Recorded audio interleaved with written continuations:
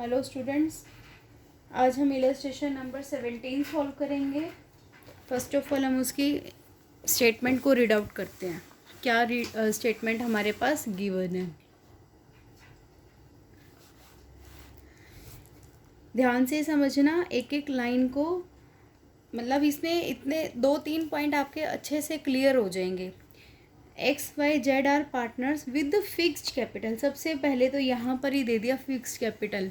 हम लोगों ने पॉइंट किया था ना, अगर पार्टनर्स की कैपिटल 2 टाइप्स की होती है, फिक्स्ड और फ्लक्चुएटिंग। अगर थोड़ा सा रिवाइज करवाती हूँ, फिक्स्ड कैपिटल अगर पार्टनर की होती है तो हम लोग पार्टनर्स क्या एक अलग अकाउंट भी प्रिपेयर करते हैं। 2 अकाउंट्स प्रिपेयर होते हैं वहाँ पर, एक तो कैपिटल अकाउंट और एक करंट अकाउंट। आपको याद आ गया होगा, फिक्स्ड नाम देखते ही सबसे पहले हमने इस लाइन पर फोकस किया। XYZ की तीनों की फिक्स कैपिटल है 1,50,000, 1,20,000 and 1 lakh respectively. The balance of current account on 1 April 2015। X का है 8,000 क्रेडिट है और Y का 3,000 क्रेडिट है, Z का 2,000 डेबिट बैलेंस है। X advanced. एडवांस का मतलब क्या है, एक्स ने लोन दिया है, एडवांस दिया है ₹20,000 ऑन अक्टूबर 1, 2015। मतलब एक्स ने पार्टनरशिप फर्म में लोन भी दिया है। अब लोन दिया है तो इससे रिलेटेड हमें पता है interest on loan @ 6% per annum हमें कैलकुलेट करना होगा, चाहे सम में गिवन हो या नहीं हो, हमें पता है इस पॉइंट का। The partnership deed provide for the following. First है interest on capital @ 5% per annum. B point है interest on drawing @ 6% per annum. Each partner due ₹10,000 on October 1, 2015। मतलब ये कह रहा है कि हर पार्टनर विड्रॉ कर रहा है 10,000 1 अक्टूबर को, तो हर पार्टनर का इंटरेस्ट ऑन ड्रॉइंग कैलकुलेट होगा 6%। और 1 अक्टूबर को कर रहा है तो अक्टूबर से लेकर के मार्च तक, 31 मार्च 2016 तक कैलकुलेट करेंगे तो हमारे 6 मंथ्स बनते हैं। 1 अक्टूबर 2015 से 31 मार्च 2016 तक हमारे 6 मंथ्स के बनेंगे। 6 मंथ्स का हमारा इंटरेस्ट ऑन ड्रॉइंग कैलकुलेट होगा। अगर यहाँ पर नहीं भी ये डेट गिवन होती तो भी हम 6 मंथ्स का ही कैलकुलेट करते, ये पहले भी हम कर चुके हैं। ₹20,000 is to be transfer to a reserve account, ये भी हमने किया था। क्या जर्नल एंट्री पास की थी, profit and loss appropriation account debit to reserve account. Profit and loss ये न्यू पॉइंट है, इम्पॉर्टेंट पॉइंट है, इससे रिलेटेड सम भी आता है एग्जाम में। Profit and loss to be shared in the proportion of 3:2:1 up to ₹60,000। ये कह रहा है कि 60,000 जितना भी प्रॉफिट है उसमें से 60,000 को आप लोगों ने 3:1 में डिस्ट्रीब्यूट करना है, और 60 से ऊपर जितना भी प्रॉफिट होगा उसको किससे करना है, अबव ₹60,000 इक्वली। 60,000 से ऊपर जितना प्रॉफिट होगा उसको इक्वल डिस्ट्रीब्यूट करना है। Net profit of the firm for the year ended 31 March 2016 before. यहाँ पर एक नया पॉइंट दे दिया, बिफोर। अगर बिफोर का मतलब ये होता है, मैंने आपको लास्ट टाइम भी बताया था, बिफोर का मतलब है कि माइनस करने से पहले, अगर आफ्टर आ जाए तो माइनस करने के बाद। Before above adjustment was ₹1,15,400। मतलब ये ऊपर की जो भी एडजस्टमेंट है इनको करने से पहले हम पार्टनरशिप फर्म का प्रॉफिट हुआ है 1,15,400। For the above information prepare P&L appropriation account, capital and current account of the partners. सबसे पहले हम इंटरेस्ट ऑन लोन को देखेंगे। इंटरेस्ट ऑन लोन हमें पता है चार्ज अगेंस्ट प्रॉफिट है। मैंने लास्ट लेक्चर में भी आपको 2 सम दिए थे, इंटरेस्ट ऑन लोन के और रेंट टू अ पार्टनर। दोनों पॉइंट ध्यान से सुनना मेरी बात, इंटरेस्ट ऑन पार्टनर्स लोन और रेंट टू अ पार्टनर, दोनों पॉइंट चार्ज अगेंस्ट प्रॉफिट है। चार्ज अगेंस्ट प्रॉफिट का मतलब क्या है कि चाहे फर्म को लॉस हो चाहे प्रॉफिट हो, ये तो पार्टनर्स को देना ही देना है। चार्ज अगेंस्ट प्रॉफिट है तो ये हमारा कहाँ जाएगा, प्रॉफिट एंड लॉस अकाउंट बनेगा इसके लिए। इस रेंट टू अ पार्टनर और इंटरेस्ट ऑन पार्टनर्स लोन, इन दोनों पॉइंट की जगह P&L अप्रोप्रिएशन में नहीं है, ना ही कैपिटल करंट अकाउंट में इन दोनों के लिए जगह है, ध्यान में रखना, ठीक है। ना ही कैपिटल अकाउंट में आएगा ना ही करंट अकाउंट में आएगा, ये दोनों पॉइंट, बाकी सारे पॉइंट आएंगे। अब हम सबसे पहले इंटरेस्ट ऑन लोन का कैलकुलेट करते हैं। देखो 20,000 है, 1 अक्टूबर को एडवांस दिया एक्स ने, तो कितना बन गया, 6 मंथ्स बन गया ना। अक्टूबर, नवंबर, दिसंबर, जनवरी, फरवरी, मार्च, 6 महीने बन गए। 20,000 के ऊपर 6 महीने का 6% से आप लोग कैलकुलेट करोगे तो कितना आएगा, ये आएगा तुम्हारे पास 600 आएगा। अब मैंने यहाँ पर फॉर्मेट बनाना शुरू किया है प्रॉफिट एंड लॉस अकाउंट। सबसे पहले हमारे पास बाय प्रॉफिट बिफोर इंटरेस्ट, ये loss profit and loss account है। कितना है हमारे पास, 1,15,400। हम लोग 20,000 का 6%, 6 मंथ्स का इंटरेस्ट जब कैलकुलेट करेंगे तो हमारे पास आता है 600। तो हमारे पास माइनस करने के बाद बच गया 1,14,800।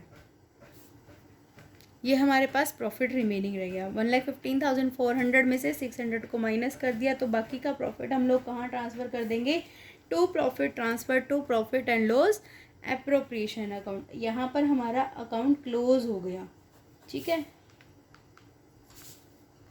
अगर यहाँ पर हमारे पास पार्टनर का लोन होता तो भी हमने यहाँ पर लिखना था।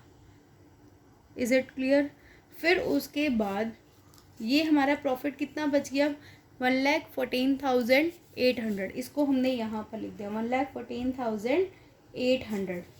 ये नेट प्रॉफिट है। माइनस करने के बाद ये बिफोर एडजस्टमेंट है, बिफोर एडजस्टमेंट ही हमें यहाँ पर लेना होता है। अगर कोई पॉइंट एडजस्ट करके दिया हुआ है तो उसको वापस से प्लस करते हैं। सपोज यहाँ पर इसने बोला कि जो हमारे पास प्रॉफिट है आफ्टर एडजस्टमेंट ऑफ सैलरी, तो इसका मतलब ये है कि आफ्टर का मतलब मैंने कहा ना कि माइनस करने के बाद दिया हुआ है, तो इसका मतलब ये है कि माइनस करने के बाद दिया हुआ है तो हमें फिर से उसको प्लस करना होता है।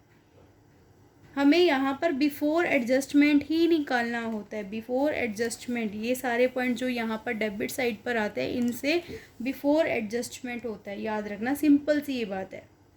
ये वाले जो पॉइंट्स है, जो सैलरी आता है, कमीशन आता है, पार्टनर का इंटरेस्ट ऑन पार्टनर्स कैपिटल आता है, इन सबको माइनस करने से पहले का यहाँ पर आना चाहिए। अगर कोई पॉइंट पहले से यहाँ पर आफ्टर एडजस्टमेंट दिया है तो हमें उसे बिफोर एडजस्टमेंट बनाना होगा। आगे सम आएगा, प्रैक्टिकली मैं आपको बताऊंगी इस चीज़ को, ठीक है। अभी इतना देखो, बाय प्रॉफिट एंड लॉस 1,14,800 आ गया, क्लियर। अब हमारे पास एक पॉइंट क्या था, interest on capital. To interest on capital कितना था, @5% पर एनम। हमने किस किस को देना है, एक्स वाई जेड। अब यहाँ पर देखो एक्स और वाई फिक्स्ड कैपिटल है ना, तो हम यहाँ लिखेंगे एक्स करंट अकाउंट। अगर यहाँ पर फिक्स्ड वर्ड ना होता तो हम लिखते x capital account, wise capital account या जेड्स कैपिटल। अब हम लिखेंगे वाइज करंट अकाउंट और जेड्स करंट अकाउंट। ये आपको क्लियर हो गया होगा। अगर फिक्स्ड वर्ड आ जाएगा तो हमने करंट अकाउंट में लिखना है। कितना कितना आ जाएगा, ये आ जाएगा 7,500। 1,50,000 है एक्स की कैपिटल, 1,50,000 का 5% तो 7,500। ऐसे 1,20,000 का 5% 6,000, 1,00,000 का 5% 5,000। ये तीनों को हमने क्या करना है, अब प्लस करके यहाँ पर आ जाएगा 18,500। अब इस सेकेंड पॉइंट में उसने बोला था इंटरेस्ट ऑन ड्राइंग का पॉइंट बोला था, तो हम यहाँ पर bye interest on drawing, interest on drawing जो हमारा था वो तीनों पार्टनर का था ना, तो @6% पर एनम फॉर 6 मंथ्स, क्योंकि 6 महीने 1 अक्टूबर को उन्होंने किया था, तो भी ये भी हमारा कहाँ जाएगा, x current account, Y's current account और जेड्स करंट अकाउंट। 300 300 एंड 300, क्योंकि कितना बना था, इन्होंने किया था 10,000 विड्रू किया था, 6% के हिसाब से हो गए 600 और फिर 6 महीने के हो गए 300, आधे हो गए। तो आप निकाल लेना, ये आ जाएगा 900, 900 आ गया। और नेक्स्ट पॉइंट था हमारा टू रिजर्व अकाउंट। रिजर्व में कितना ट्रांसफ़र किया, टू रिजर्व अकाउंट में 20,000, क्लियर। अब हमारे पास प्रॉफिट को डिस्ट्रीब्यूट करना है, क्योंकि कोई और पॉइंट तो हमारे पास है नहीं, पर प्रॉफिट को डिस्ट्रीब्यूट करने के लिए हमारे पास उसने बोला था अप टू 60,000 आप लोगों को 3:1 में डिस्ट्रीब्यूट करना है, और अबव 60,000 आपको इक्वल रेशो में डिस्ट्रीब्यूट करना है। इसका देखो करने का एक तरीका बताती हूँ मैं आपको। तीनों का नाम लिख लो, एक्स वाई जेड। एक्स का करंट अकाउंट, वाई का करंट अकाउंट और जेड का करंट अकाउंट। हमारे पास पहले तो प्रॉफिट निकालते, कितना बन गया 1,14,800 प्लस 900। इनको जब हम प्लस करेंगे तो हमारे पास आता है 1,15,700। ठीक है, 1,15,700 हमारे पास आता है। इसमें से अब इन दोनों को माइनस कर दो, 38,500 को माइनस कर दोगे तो आप लोगों के पास आता है ये 77,200 आ रहा है। हमारे पास प्रॉफिट कितना बचा, 77,200। अब इसको हमने A B X Y Z में डिस्ट्रीब्यूट करना है, पर इसके लिए उसने कंडीशन दे दी कि आपको अप टू 60,000 3:1 में करना है। तो पहले हम अप टू लिख देते हैं यहाँ पर, देखो कैसे करेंगे। Up to 60,000 profit distributed in 3:1। 3:1 में डिस्ट्रीब्यूट करोगे अप टू 60,000। अब 60,000 को आप लोगों ने 3:1 में करना है तो कितना आ जाएगा, 30,000, 20,000 एंड 10,000। 60,000 का तो तीनों को प्लस करो, 3 2 5 और 1 6, 3/6। 60,000 का 3/6, 60,000 का 2/6, 60,000 का 1/6। ठीक है, ये लास्ट टाइम मैंने आपको बताया था कि कैसे कैलकुलेट करना होता है। जिसका जो रेशो होता है उसको ऊपर रखते हैं और टोटल को नीचे रखते हैं। अब अप टू 60,000 तो हमने इतना कर दिया। अब टोटल प्रॉफिट था कितना, 77,200। अब रिमेनिंग प्रॉफिट कितना हो जाएगा, 77,200 में से हम लोग अब 60,000 को जब माइनस कर देंगे तो हमारे पास आ जाएगा, ये प्रॉफिट आ जाएगा 17,200 माइनस करने के बाद। इसको किस में डिस्ट्रीब्यूट करना है, इन इक्वल रेशो में। क्लियर, तो ये आप लोग इक्वल रेशो में करोगे तो कैसे करोगे, 17,000 मतलब 17,200 का 1/3, 17,200 का 1/3 और 17,200 का 1/3। क्लियर, पॉइंट्स में आएगा, आप लोग देख लेना। 5734 5733 5733। ठीक है, ये पॉइंट्स में आया इसलिए इसका एक बढ़ा दिया और इसको राउंड फिगर में ले लिया, 17,200 बन गया। अब इनका टोटल प्रॉफिट एक्स का कितना बना, 35,734। इसका बना 25,733। ज़रूरी नहीं है इसका 1.34 इसका कर रहे हो, इसको भी 34 करके इसको 33 कर सकते हो, या इसको भी 34 करके इसको 33 रख सकते हो। आपकी विलिंगनेस है, 1 रुपये से कुछ नहीं होता, इसमें कोई फ़र्क नहीं पड़ता।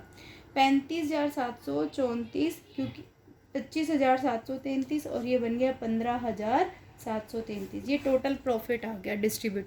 अब हमने यहाँ पे करा ना 77,200 77,200 को हमने यहाँ डिस्ट्रीब्यूट करा टू प्रॉफिट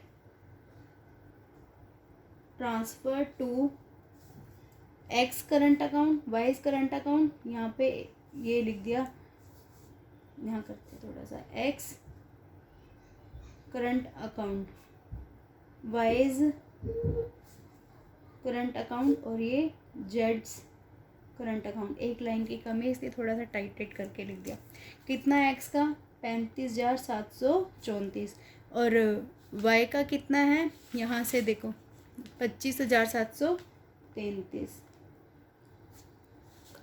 और जेड का है 15,733। ये हमारा कंप्लीट हो गया profit and loss appropriation account. ठीक है, अगर आपकी बुक में यहाँ पर सॉल्यूशन में दिया हुआ है, यहाँ पर डायरेक्ट इंटरेस्ट ऑन लोन को माइनस किया हुआ है, वो भी कर सकते हो क्योंकि माइनस करने के बाद ही यहाँ पर आएगा। 1,15,400 में से 600 को माइनस करने के बाद ही ये वैल्यू आएगी। आप लोग ऐसे करो सीक्वेंस में प्रॉपर, आपको ये ध्यान में भी रहेगा कि जब भी कभी इंटरेस्ट ऑन पार्टनर्स लोन आता है तो हमें P&L अकाउंट प्रिपेयर करना होता है। ठीक है। अब इसके बाद हमें कैपिटल अकाउंट बनाना है और करंट अकाउंट बनाना है। देखो बुक में कैपिटल अकाउंट कैसे बनाने, कैपिटल अकाउंट का मैंने कहा था जब फिक्स कैपिटल है तो 2 टाइप्स के अकाउंट्स बनते हैं। फॉर्मेट आपको याद भी करने के लिए दिया था। कैपिटल में बाय बैलेंस BD लिखा 1,50,000, 1,20,000 एंड 1,00,000। फिर उसके बाद यहाँ पर कोई छेड़छाड़ नहीं करनी, सिर्फ 2 केस ऐसे हैं जो छेड़छाड़, या तो एडिशनल परमानेंट विड्रॉइंग है या परमानेंट एडिशनल कैपिटल होती है। उस 2 केस में यहाँ पर बाय बैंक या टू बैंक लिखते हैं, पर वो सिचुएशन हमारे पास नहीं है, तो हमने डायरेक्ट लिख दिया टू बैलेंस CD। 1 अप्रैल 2015 को बाय बैलेंस BD और 31 मार्च 2016 को टू बैलेंस CD।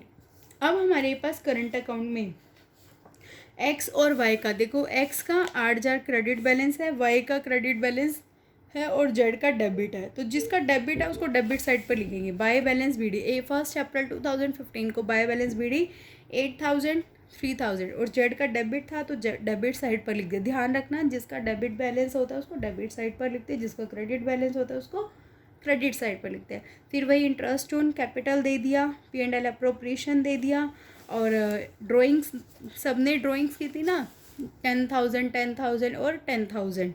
तो ये ड्राइंग को लिखना मत भूलना, क्योंकि कई बार बच्चे क्या करते हैं कि इंटरेस्ट ऑन ड्राइंग को ही लिख देते हैं, ड्राइंग लिखते ही नहीं है।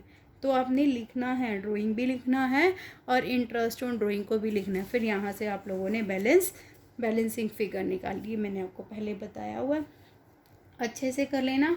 क्वेश्चन नंबर 17, इलस्ट्रेशन नंबर 17 और इलस्ट्रेशन नंबर 16 एक बार आप खुद से ट्राई करना, अगर नहीं होगा तो मैं नेक्स्ट लेक्चर में फिर आपको बता दूँगी।